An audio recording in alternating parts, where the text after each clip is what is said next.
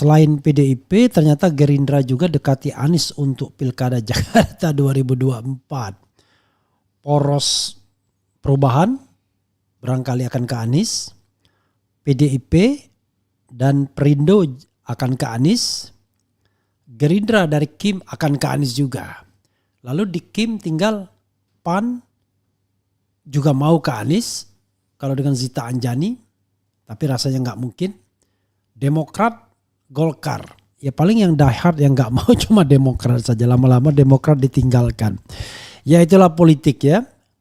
Pertanyaannya adalah apa keuntungan Prabowo seandainya Gerindra mencalonkan Anies Baswedan? Ada keuntungannya. Satu, dia akan menjinakkan Anies Baswedan untuk 2029.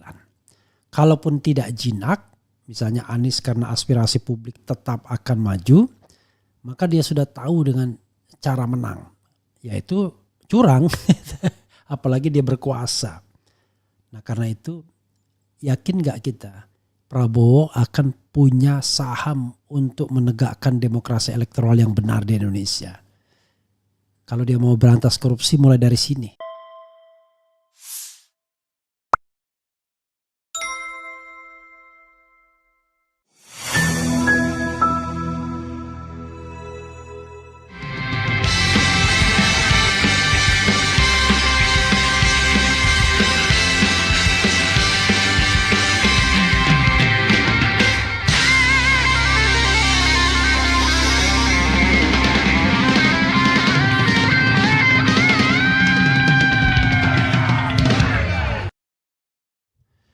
Assalamualaikum warahmatullahi wabarakatuh. Sobat RH sekalian, jumpa lagi kita di channel yang keren ini. Keren Cadas. Ya sobat RH sekalian, coba kita bahas ini ya, satu video menarik, yaitu soal Gerindra yang mendekati Anies Baswedan. Jadi kalau seandainya deal dengan Anies Baswedan, saya tidak tahu dealnya di mana, bisa lawan kotak kosong ini Anies ya. PAN sudah mau, Golkar ya tidak kuat-kuat amat lah. Paling Demokrat yang tidak mau, tapi ya mau apa Demokrat kalau seandainya tiba-tiba ini juga ya. Coba sobat semuanya kita bacakan ini ya. Menarik. Yaitu selain PDIP ternyata Gerindra juga dekati Anies untuk Pilkada Jakarta 2024. Poros Perubahan barangkali akan ke Anies, PDIP dan Perindo akan ke Anies, Gerindra dari Kim akan ke Anies juga. Lalu di Kim tinggal PAN juga mau ke Anies, kalau dengan Zita Anjani, tapi rasanya nggak mungkin. Demokrat, Golkar, ya paling yang die hard yang nggak mau cuma Demokrat saja, lama-lama Demokrat ditinggalkan. Ya itulah politik ya. Pertanyaannya adalah apa keuntungan Prabowo seandainya Gerindra mencalonkan Anies Baswedan? Ada keuntungannya. Satu, dia akan menjinakkan Anies Baswedan untuk 2029. Kalaupun tidak jinak, misalnya Anies karena aspirasi publik tetap akan maju, maka dia sudah tahu dengan cara menang, yaitu curang, apalagi dia berkuasa. Nah karena itu yakin gak kita Prabowo akan punya saham untuk menegakkan demokrasi elektoral yang benar di Indonesia? Kalau dia mau berantas korupsi mulai dari sini yang paling nyata ya. Dan yang kedua, ya dia ikut menang, ikut memiliki gubernur DKI. Gubernur DKI dia bisa klaim sebagai sahamnya terbesarnya adalah Gerindra, kan begitu. Selain PKS. Karena Gerindra ya lumayan kursinya ya. 10 kursi kalau tidak salah. Jadi dan dia penguasa ya. Jadi bisa jadi Anies lawan kotak kosong karena belum ada lawan yang sepadan. Lawan yang sudah mendeklarasikan dan mau cari pasangan tuh Babah Alun baru. Tapi Babah Alun belum kemana-mana ya. Saya sedang menghubungi Babah Alun ya. Tapi belum dijawab. Unfortunately mungkin sudah tidur ya Babah Alun. Saya mau undang ke sini ya. Oke, coba kita bacakan ya. Apa maunya Gerindra ini. Tapi jangan lupa Anies juga berkepentingan terhadap Prabowo agar tidak diganggu ya. Oke, jadi sama-sama punya kepentingan. Ya itulah yang namanya politik dagang kambing. Bukan dagang sapi ya. Oke, coba kita baca. Ternyata selain PDIP, Gerindra juga melakukan komunikasi dengan Anies. Hal ini diakui Ketua Harian Partai Gerindra Sufmi Dasko Ahmad, ya, orang yang paling kuat setelah Prabowo. Dasko mengatakan komunikasi tersebut merupakan hal yang biasa. Menurutnya Gerindra memang menjalin komunikasi dengan semua pihak sebelum menentukan paslon yang diusung di Pilkada Jakarta. Kalau komunikasi biasa kita ada komunikasi. Orang kita komunikasi terus kok dengan semua pihak, kata Dasko di Kompleks Parlemen Senayan hari ini. Namun begitu kata Dasko, saat ini belum ada pembicaraan Gerindra untuk mendukung Anies di Pilkada Jakarta. Yalah, nggak mungkin lah ya. Dia terus terang. Hanya saja Gerindra dan Anies baru berbicara secara umum mengenai Pilkada Jakarta. Jadi kalau orang yang paham itu, kalau bertemu itu nggak usah ngomong. Udah paham maksudnya apa, penjajakan ya.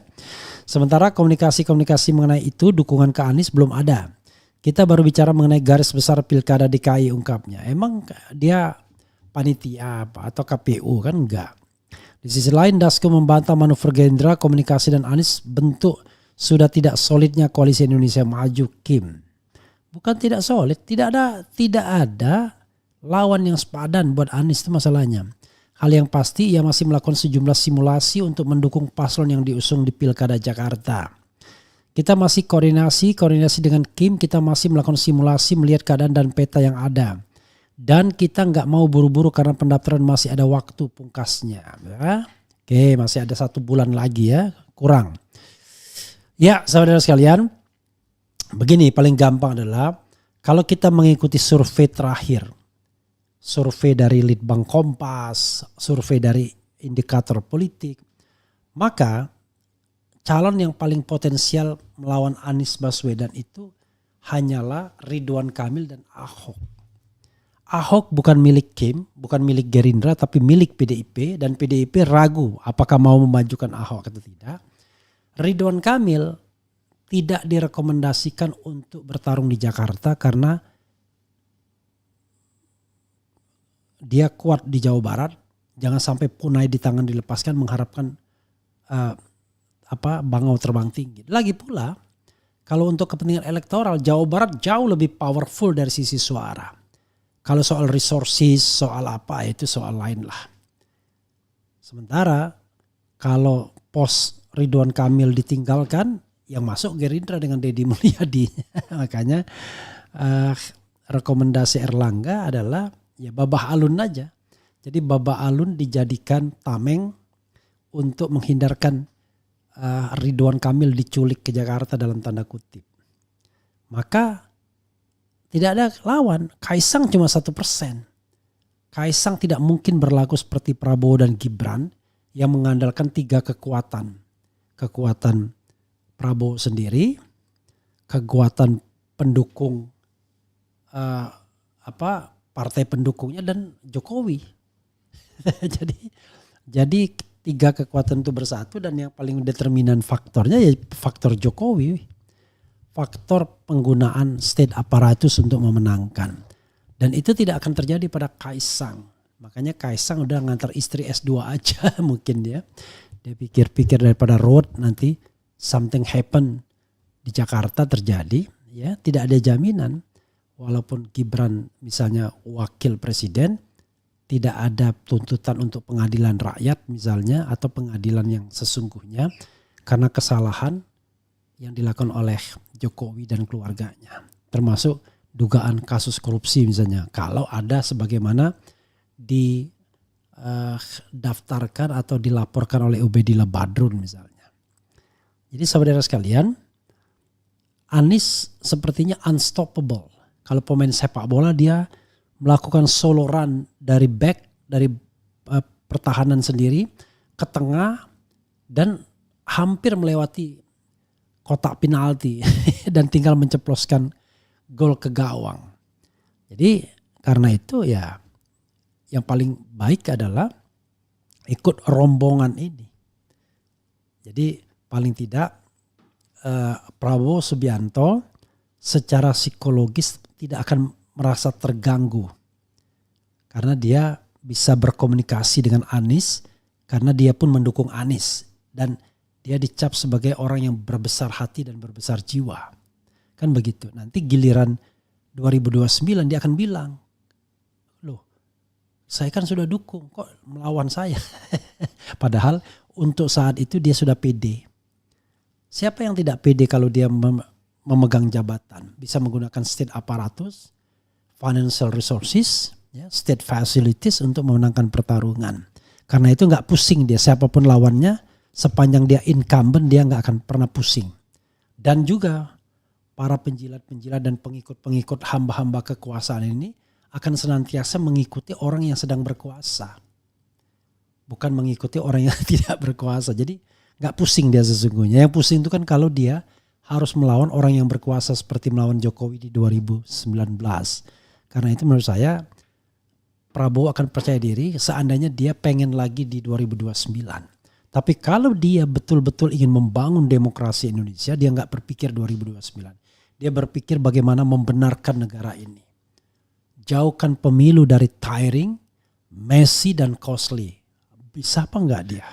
I don't know exactly. Karena kekuasaan itu selalu menggoda ya. Awalnya enggak mau, lama-lama mau. Dan saya kira bukan Gerindra saja yang butuh Anies. Anies butuh Gerindra dalam pengertian tidak diganggu. Jadi pertemuan dengan Dasko itu untuk memastikan bahwa Gerindra dapat apa dari Anies, Anies dapat apa dari Gerindra atau Prabowo Subianto. Itu tambahannya adalah ya intinya adalah Anies tidak mungkin mengatakan saya tidak akan mencalonkan diri di 2029. Paling dia mengatakan saya akan bekerja sama dengan pemerintah pusat untuk merealisasikan program pemerintah pusat. Satu. Sementara jangan diganggu kalau saya lagi nyalon dong. Kalau mau fair-fairan saja kita berkompetisi. Silakan Anda majukan jago Anda. Dan Anies yakin betul semua jago akan dilibas sama Anies. Karena dia paham dan tahu Jakarta.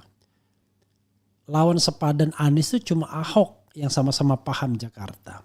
Tapi jangan lupa Anies ketika Ahok sudah incumbent dan dia belum incumbent saja mampu mengimbangi debat. Kan begitu. Apalagi ketika dia sudah punya pengalaman yang sangat besar termasuk debat capres yang tentu tidak ada yang punya pengalaman sebesar itu. Jadi kalau tidak ada halangan dan tidak diganggu ya harusnya mudah sekali bagi Anies untuk memenangkan pertarungan. Dan Gerindra kelihatannya butuh untuk menunggangi Anies. Kalau misalnya Gerindra menyatakan dukungan gak mungkin kan Anies menolak. Dan partai lain pun tidak akan juga mengatakan kami gak mau Gerindra.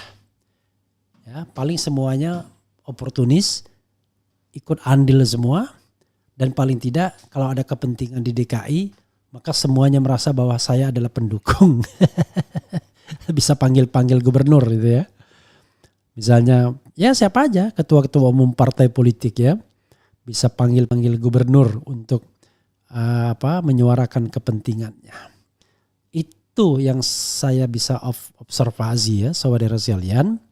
Coba kita lihat bagaimana komentar Sobat RH terkait dengan hal ini ya. Tapi engkau khalifah, dari khalifah kau dinaungi, kau dirahmati.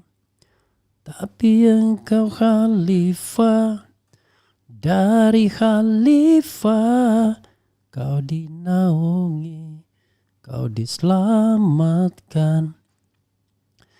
Cut Andara, Ahok yang akan lawan Anies. Ya, pertanyaannya adalah siapa lagi partai yang akan menggenapi kursi PDIP yang cuma 15. PDIP membutuhkan kalau 22 ya butuh 4 kursi lagi. Butuh 7 kursi lagi. Ya kan? 15 ya. Jadi butuh 7 kursi lagi. Cukup dengan PSI. Tapi apa iya? Akan bergabung dengan PSI. Karena mitra aliansinya kemarin P3 cuma. Apakah dengan Zita Anjani mau? Ahok Zita Anjani misalnya. Asal Zita Anjani dijadikan wakil. Pokoknya PAN mau. Apakah begitu? Sebegitu pragmatisnya misalnya. Nah kan ini juga pertanyaan ya. Oke. Tinggal diisi oleh 18/15 aja apa maksudnya ini.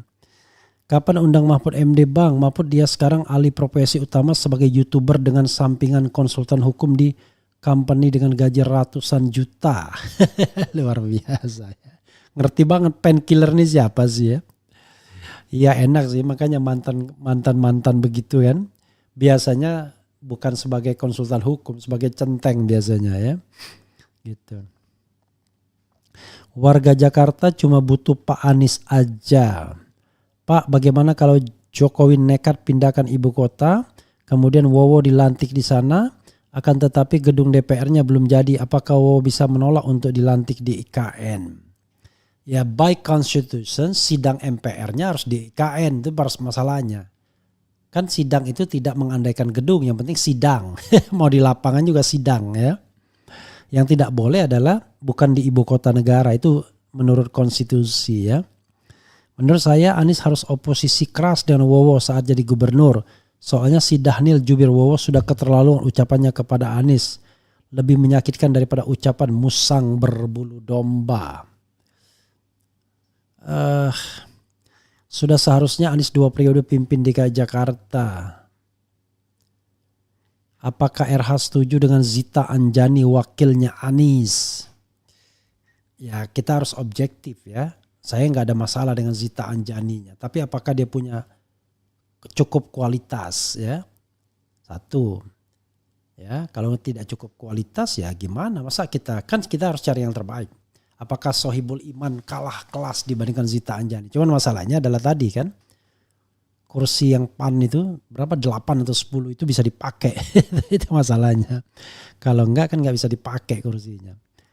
Tapi dengan dukungan Nasdem dan PKS saja sudah cukup kan sesungguhnya. Cuma lebih baik kalau seandainya didukung oleh semua partai politik. Dan jangan lupa ini gubernur atau jabatan untuk kepala daerah provinsi bro, bukan jabatan presiden.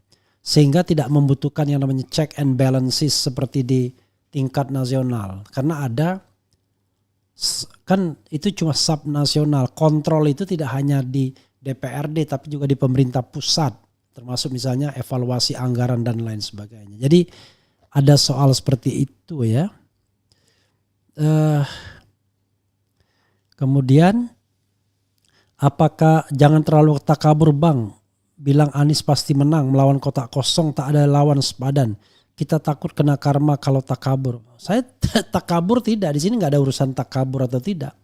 Urusannya adalah analisis ya kan. Nah kalau kita bicara analisis, tentu kita bicara fakta dan data ya. Kalau kemudian setelah fakta dan data kita kemukakan tiba-tiba kalah ya itu soal lain, ada faktor X mungkin. Kan kita bicara tentang normal factors ya kan. Jadi faktor-faktor yang normal saja. Tapi kalau ada faktor yang tidak normal, misalnya ada gentong babi, ada bansos, ada pemaksaan, nah itu sudah di luar. Kita nggak bisa lagi menganggap itu pilkada. Itu namanya premanisme di dalam pemilu berpilkada ya. Jadi tidak ada kaitannya dengan takabur atau tidak takabur. Tapi ini kaitannya adalah soal analisis. Siapa yang akan melawan Anies? Kan cuma Ahok sama Ridwan. Ridwan balik ke Jawa Barat. Ahok belum tentu maju. Karena belum tentu PDIP mendapatkan partner kalau mengajukan Ahok. Kalau mengajukan Andika Perkasa, mungkin banyak yang mau berpartner. Karena tidak problematik. Ahok kan problematik soalnya. Ahok itu ya dipersepsi sebagai orang yang dianggap bermasalah bagi umat Islam, itu persoalannya. Ya, kalau Andika barangkali dianggap tidak bermasalah. Itu saja sobat era sekalian, mudah-mudahan bermanfaat ya. Wassalamualaikum warahmatullahi wabarakatuh. Keren cadas.